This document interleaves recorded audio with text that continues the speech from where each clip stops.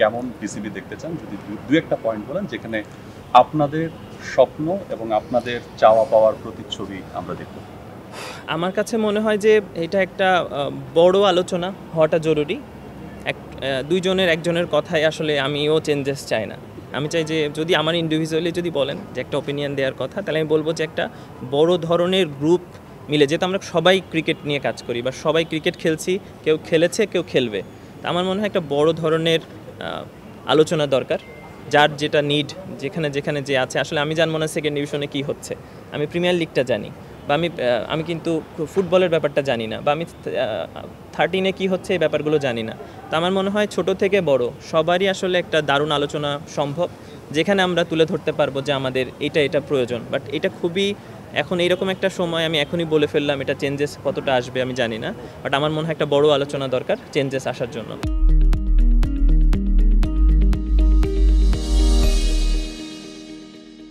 আর আসলে আমরা এটা সত্যি যে আমরা আমাদের কাঙ্ক্ষিত যে অর্জনটা আমরা মানুষকে দিতে চাই, আমরা একটা ট্রফি দিতে চাই, আমরা এশিয়া কাপের একটা ট্রফি দিতে চাই, আমরা একটা ওয়ার্ল্ড কাপের ট্রফি দিতে চাই, আমরা দারুণ কিছু টুর্নামেন্টের একসাথে হয়তো খেলছি, সেই টুর্নামেন্টের একটা ট্রফি আমরা দিতে চাই, আমাদের স্বচ্ছ ক্রিকেট চাই। জিনিসগুলো কিন্তু মানুষ আশা করে বসে আছে, কিন্তু সেটা আমরা এখনও দিতে পারিনি, যেটা আমাদের আন্ডার-19 দিয়েছে বা আমাদের মেয়ে ক্রিকেটাররা দিয়েছে, সেই জিনিসটা কিন্তু এখনও আমাদের বড় সার্কিটে কিন্তু আমরা দিতে পারিনি। তা আমাদের মধ্যে এই জিনিসটা এখনও আমরা উপলব্ধি করি যে আমাদের একটা বড় অর্জন দেওয়াটা জরুরি এই দেশের জন্য, এই স্বাধীন দেশের জন্য, যেটা আমরা চেষ্টা করব।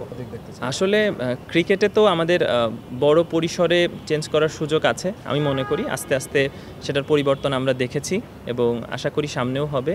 কোনো কিছুই 2 দিনে 5 দিনে সম্ভব না, এটা পর্যায়ক্রমে হওয়া সম্ভব। বাট আমরা সবাই আশা করি, প্রতিটা মানুষ, আমরা আসলে প্রথমে সাধারণ মানুষ, জনগণ, এরপরে আমরা ক্রিকেট প্লেয়ার, বিজনেসম্যান বা চাকরিজীবী বা যেই হই না কেন, বা সাংবাদিক, বা আমরা যেই প্রফেশনেই থাকি না কেন, বাট আমার কাছে মনে হয় আমরা আগে জনগণ, আমরা সাধারণ মানুষ, আমাদের অবশ্যই অধিকার আছে যেগুলো আমরা ডিজার্ভ করি। তো আমরা সবাই চাবো যে একটা সুন্দর অর্গানাইজ হইতে সব কিছু আগাক, ক্রিকেট বোর্ডেও সব জায়গাতে, যেন আমরা প্রতিটা জায়গাতে আমরা দারুণভাবে ফ্যাসিলিটি পাই, দেশটা সবাই মিলে যেন আমরা আগাতে পারি। আসলে বলতে চাওয়া পারিনি, ব্যাপারটা এরকম না। আমরা এখনও সামনে আমরা যে কতটুকু পাবো বা কতটুকু পেয়েছি, এসব নিয়ে আসলে চিন্তা করার থেকে আমার কাছে মনে হয় প্রেজেন্টে থাকাটা খুব জরুরি। আসলে ক্রিকেট শুধু একটা ইন্ডিভিজুয়াল একটা প্লেয়ারের কথা দিয়ে আসলে পরিচালিত হয় না। এখানে আপনারা থাকবেন, সিনিয়র মানুষ থাকবে, নিচের মানুষ থাকবে। আসলে আমি মনে করি ক্রিকেটটাকে ডেভেলপ করতে গেলে রুট লেভেল থেকে শুরু করতে হয়, সেটার ফল আমরা ন্যাশনাল টিমে পাই। বাট আমার কাছে মনে হয় রুট লেভেলটাকে আমরা মজবুত করাটা জরুরি। যেখানে সিলেকশন হতে পারে, সেখানে উইকেট হতে পারে, সেখানে আর্থিক হতে পারে, সেখানে মোটিভেশন হতে পারে, সেখানে ট্রিটমেন্ট হতে পারে, ফ্যাসিলিটি হতে পারে। আমার কাছে মনে হয় রুট থেকে শুরু করাটা খুব জরুরি। যদি আমার কাছে বলেন, তাই মনে করব রুট থেকে একটা দারুণ গোছালো ক্রিকেট হওয়া জরুরি।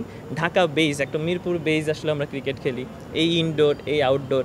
আমার কাছে মনে হয় প্রতিটা জেলায় জেলায় ফ্যাসিলিটিটা তৈরি করা, জেলায় জেলায় যে আমরা আগে ক্রিকেটে যে পছন্দ করে ভালোবেসে ক্রিকেট খেলেছি, সেটাতে আসলে চলে যাওয়াটা খুব জরুরি। তাইলেই আমাদের ক্রিকেটের ভালোবাসা থেকে শুরু হবে, যেটা আমরা আগে ভবিষ্যতে দেখবো যে এটা একটা দারুণ তৈরি হয়েছে। বাট আসলে আমি মনে করি না যে প্রেজেন্ট ন্যাশনাল টিমের এটা লাগবে, এটা লাগবে, এটা লাগবে। আমার কাছে মনে হয় রুটটা খুব জরুরি, যে একদম প্রথম থেকে যারা শুরু করছে, যারা 13, যারা 14, যারা 10, যারা খেলতে চাচ্ছে, সাকিবকে দেখে, মাশরাফিকে দেখে, হয়তো তামিমকে দেখে, রিয়াদ ভাইকে দেখে, মুশফিককে দেখে মোটিভেট হচ্ছে, আমার কাছে মনে হয় তাদেরটা মজবুত করাটা অনেক জরুরি। এটাও আমার point. For more updates, subscribe to our YouTube channel and click on the bell icon. Follow us on Facebook and Instagram.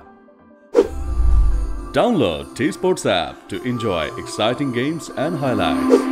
Visit tsports.com.